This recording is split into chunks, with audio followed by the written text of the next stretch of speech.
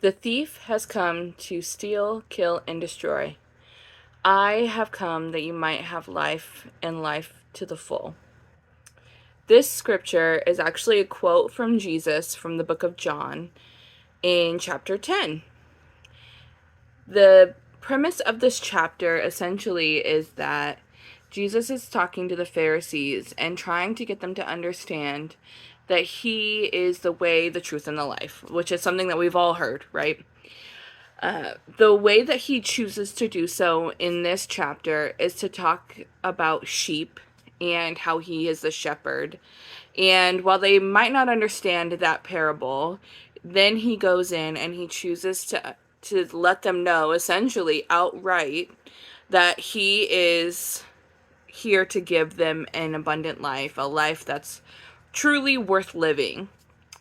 So, this book is actually written by John the Apostle, and it's written at the end of the first century, where he is choosing to fill in some of the gaps that the other synoptic gospels were not able to. So, Mark wrote his gospel, and then Luke and Matthew then also supplemented, but really went off of Mark's gospel.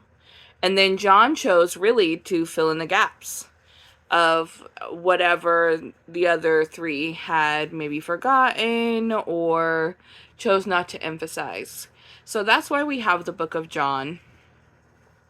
And you can really see why John chose to write it if you look at John 20, verse 30 and 31, where he said that Jesus performed many other signs outside of the ones that he had written in his gospel and in the presence of his disciples, which were not recorded in this book.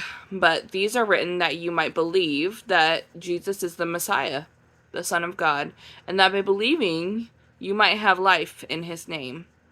That's the purpose of John writing his gospel. And this specific scripture resonated with the original audience because it was something that they could relate to and that they understood, because the analogy and the understanding was sheep, and sheep are something that was really prevalent at that time and in that area. And it was something first that was a sacrifice, something that was a money maker, something that made sense for those specific groups of men to understand. Those Pharisees, they understood the meaning of a sheep and a shepherd, and really what the dichotomy between the two meant. And so it was something that they really understood. This book is, the literary context of it is a historical narrative. So it's something that actually happened and was written out and narrated by somebody who was there. The rhetorical devices, I couldn't really find a lot of rhetorical devices for this book, but the one thing that I kind of felt mattered was pleonasm, and because it's something that repeats itself. And John repeats himself when he talks about life. And we see that the word life happens a few times in this passage, and it's the word zoen or zoe. And it is something that I think I would like to discover a little bit more and maybe study a little bit more. And so the the job that the chosen field of ministry that I feel most passionate about is discipleship and spiritual formation.